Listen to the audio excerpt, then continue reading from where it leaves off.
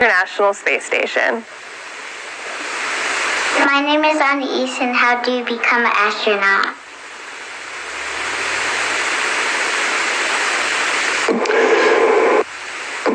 Thank you for that question, and I just want to say at the very beginning here how delighted that Jessica and I are to join you all at the Denver Museum of Nature and Science, and we thank you for this opportunity. How do you become an astronaut?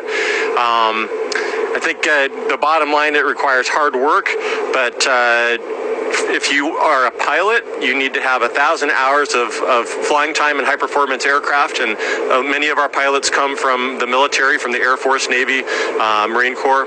And then if you are a mission specialist like Jessica and I, you need to have an advanced degree. You need to study extra hard, and that degree needs to be in the areas of science, technology, engineering, or math. Jessica is a geologist. I'm a physician, and we both, it's an extreme honor and privilege to get to serve our country in the capacity as an astronaut.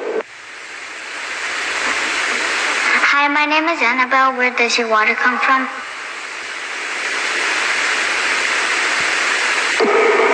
Yeah, great question. So we have amazing technology on board the International Space Station, which we actually are able to apply on the Earth as well, and will be using in the future as we explore further and further into the solar system. But that technology allows us to use the moisture that's in the air and from our bodies and recycle that water and turn it into drinking water. And so we are at the point where we are able to recycle about 95% of the water that we produce here on station, which is amazing and is going to be super helpful for us when we start going out to the moon and eventually to Mars, where we won't be able to resupply with water from Earth as easily. And so it's a really important technology to be able to create drinking water.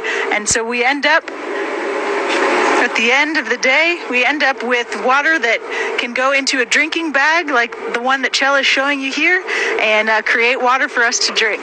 It's delicious. My question is, how do you sleep in space?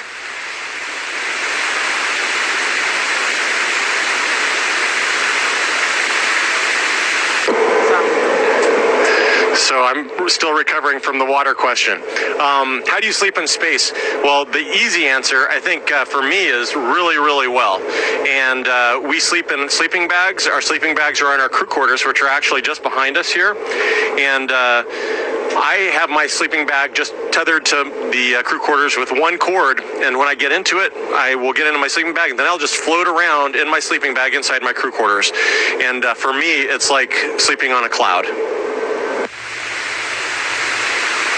I'm Addie, and my question is, what is your favorite thing about being in space? That is a tough question because being in space is awesome, and so I actually have two answers. My first favorite thing about being in space is getting to see the Earth. So getting to look out our window and see the Earth rotating beneath us, getting to see everyone we know, everywhere we've ever been, and we get to see that 16 times a day. So the Earth rotates. We get to see 16 sunrises and sunsets every 90 minutes up here from the International Space Station. It's just absolutely gorgeous. And my second favorite part about being in space is getting to be up here with my friends. We have amazing crewmates. There are 4 of us here on Crew 4, Chell, myself, Samantha Cristoforetti, who's working hard behind us, and Bob Hines, who is working hard over here. And so getting to work with them as well as our Russian colleagues is just an absolute honor and privilege. Hi, my name is Gabe, and my question is, what does it smell like in space?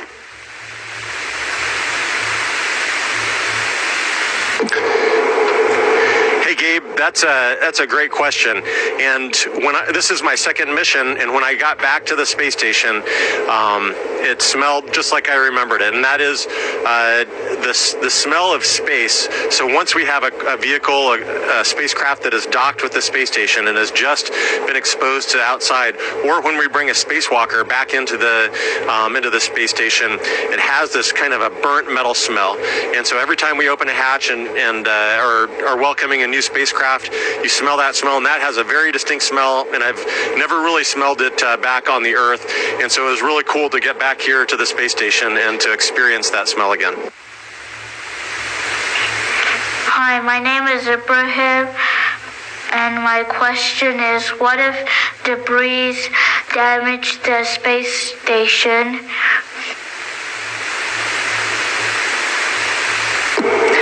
It's a really good question, and actually there is a whole team of people on the ground who are fully focused on the answer to that question and really to avoiding that scenario and keeping us safe up here on this International Space Station.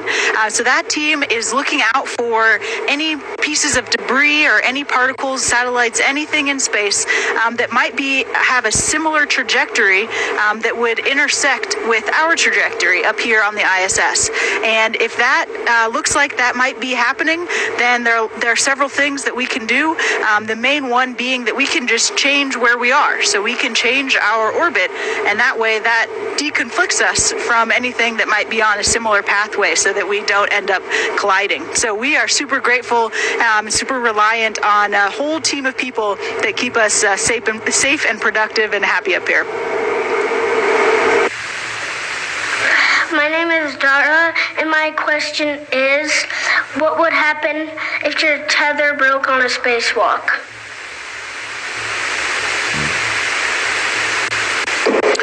It's a really good question. We have to be very careful when we're doing spacewalks, and so we spend hundreds of hours practicing spacewalks in the Neutral Buoyancy Laboratory back in Houston.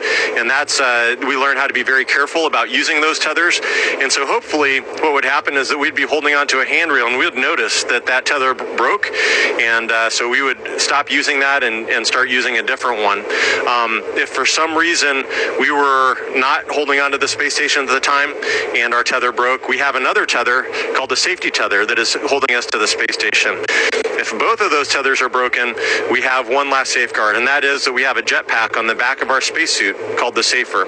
And this is essentially cold gas jets that we have a controller to fly ourselves back to the space station, and we actually practice doing that using virtual reality back at Johnson Space Center. We have great trainers on the Earth that prepare us for all of those possibilities, and so we're very grateful for that training. Can you show us a backflip in space? We're glad you asked.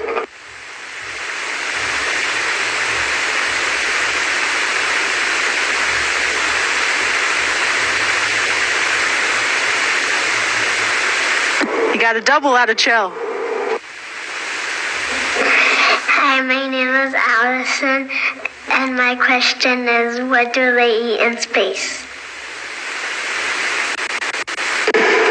Allison, food is incredibly important, not only on the ground, but up here in space as well. Of course, we are all taught and we know that we need to eat a balanced diet that includes protein and vegetables.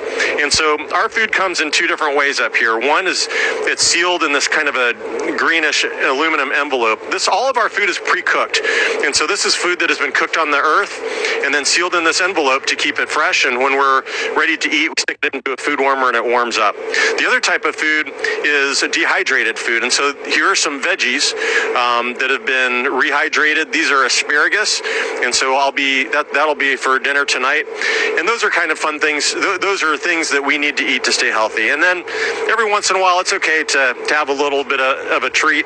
And so here we have some candy-coated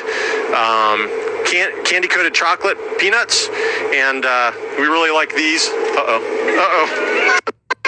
Drink it.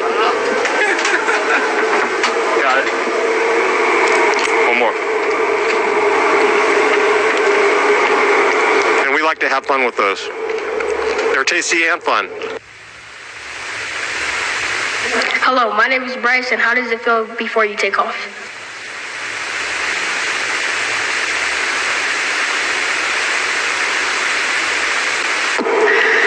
Yeah, that is a super fun, super overwhelming moment, sitting on the launch pad, getting ready to finally launch. So we have years of training prior to a mission like this. When we first joined the Astronaut Corps, we have 2 years of essentially basic training where we get introduced to all of space station systems, robotics, and learning how to fly jets as well. And then when we learn that we are going to be on a mission, we have specific training for that mission as well, and that can be anywhere from 1 to 2 years. And so when we're finally sitting on the launch pad in our seats ready to go, after all of that training, all of that build up, it is just super exciting to have that culmination of a dream that's been for me personally something that I've dreamed about for a very long time, and then also the excitement of knowing that it is just the beginning, that it is a launch into up to the International Space Station, and that we're the adventures that we're going to have up here. So it is a very, very exciting moment having all of that come together at once. My name is Luca, and my question is, how do astronauts walk in space?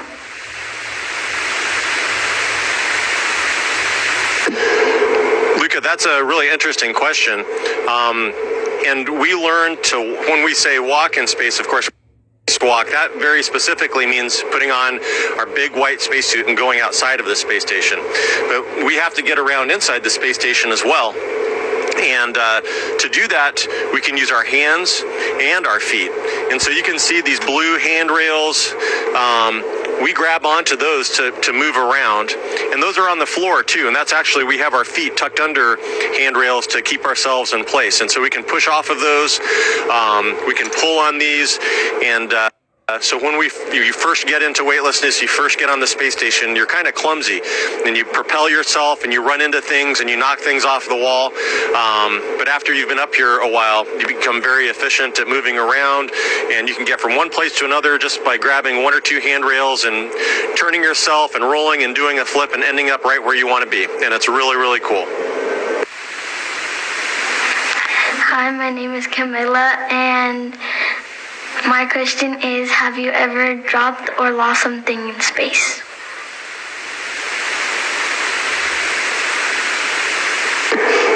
The answer to that question is absolutely. Almost every day, I lose something in space. It is really quite different up here to keep track of everything. So when we are working on a task and we have several tools and materials that we are working with, it can be really difficult to keep them all in your vision. We can let go of things like this microphone, and it will generally stay where you put it.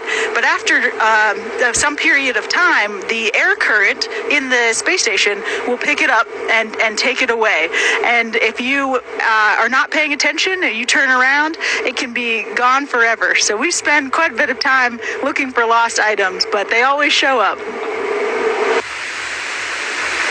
My name is Sean, and my question is, what game do you play on the International Space Station?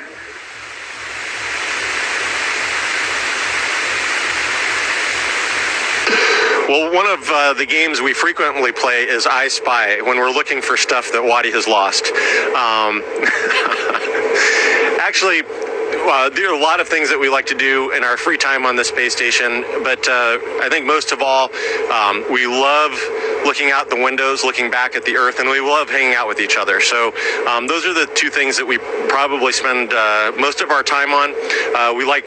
We have a voice over internet protocol phone through our computers so that we can call our family and friends back on the ground, and we really enjoy talking with them and catching up with what's going on the ground. But we also have an assortment of various sports equipment up here, mostly just to kind of have fun with, but every once in a while it's really fun to see stuff and how it behaves in space, things that we're very familiar with. Jessica was is a rugby player and played on the U.S. national team, and so it's fun. I know it's fun for her to have a rugby ball up here and see how it behaves in weightlessness. Hi, my name is John, and my question is, how do you guys deal with the gravity on the International Space Station?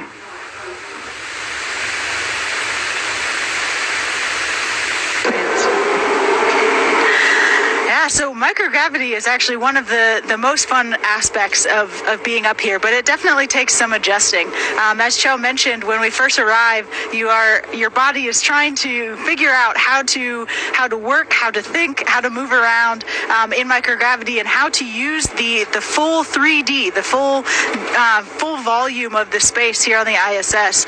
And it's amazing to see how quickly that happens. It really is just in the first couple of weeks where your body really starts to figure it out, and your brain starts to map out the station in all different orientations, and it really becomes quite easy to maneuver around and work in this space. So it's been pretty awesome to see that happen.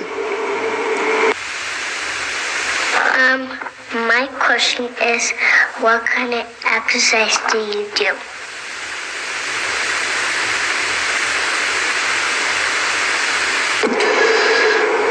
Exercise is incredibly important, not only on the Earth, but here on the space station as well. So when we're on the Earth, we try to exercise every day. It's